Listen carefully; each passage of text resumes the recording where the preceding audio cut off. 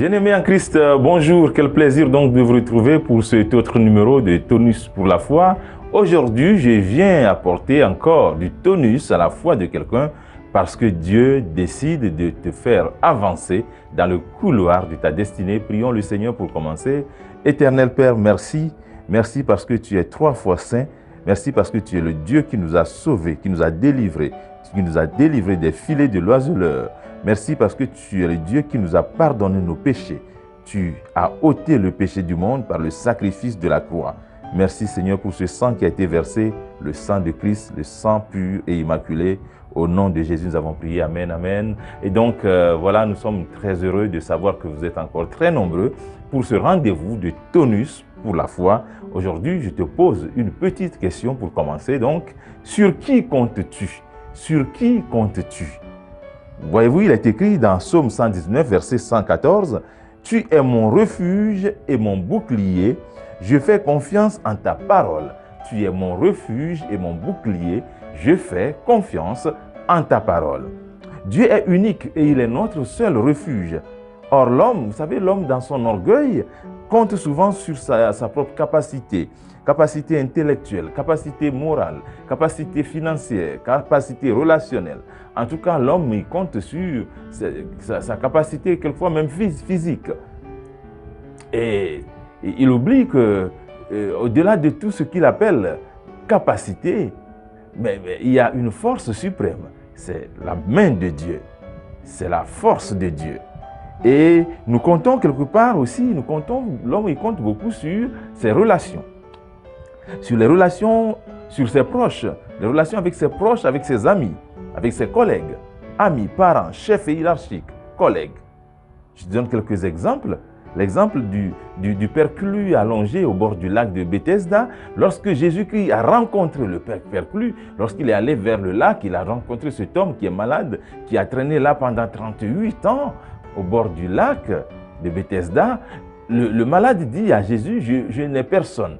Voyez-vous, ça dit que pendant toutes ces années qu'il était resté cloué au sol, il a vu sa destinée clouée au sol, il est resté lui aussi à attendre de l'aide de son entourage, de ses connaissances, de ses amis.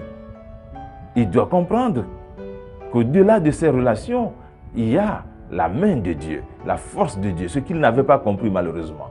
Donc, il s'attendait forcément à ce que quelqu'un vienne lui donner un coup de pouce, quelqu'un vienne lui donner, lui apporter une aide pour qu'il s'en sorte. Oui, c'est vrai, nous avons besoin des relations avec nos collègues, avec nos amis, avec nos parents, avec nos frères et sœurs. Et oui, nous en avons besoin naturellement. Mais il se pose un problème. Nous ne devons pas donner la primauté. Nous ne devons pas accorder une place plus importante à ces relations que nous entretenons, que nous avons avec nos parents, nos amis, nos collègues, par rapport à la relation que nous avons avec Dieu. C'est-à-dire que la relation avec Dieu doit être la première, doit occuper la première place dans nos vies. Et quand vous faites cela, vous avancez à coup sûr. Je te donne un autre exemple de relation ratée, c'est l'exemple d'Abraham. Abraham, lorsque Dieu lui a dit de quitter la maison de son père, de quitter la maison de ses parents pour aller vers un endroit plus loin, plus inconnu en tout cas, pour quitter donc cette maison, il a fait quelque chose.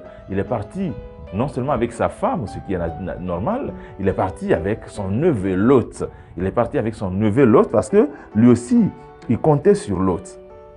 Dans Genèse 12, versets 1 à 5, il part avec Lot. Il comptait sur ce que le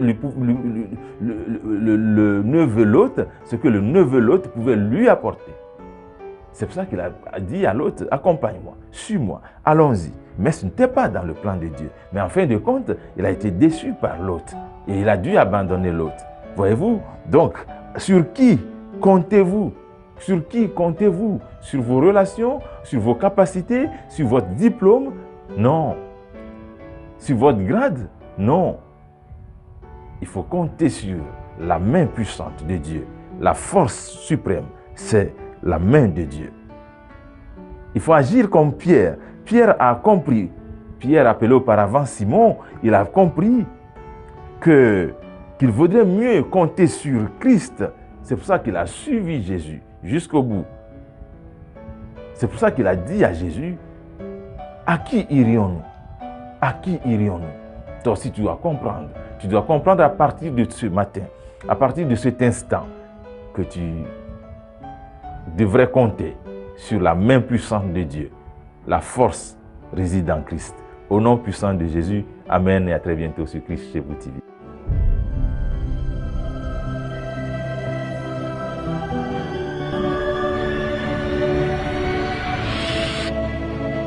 Christ chez vous TV. When Jesus follows you everywhere.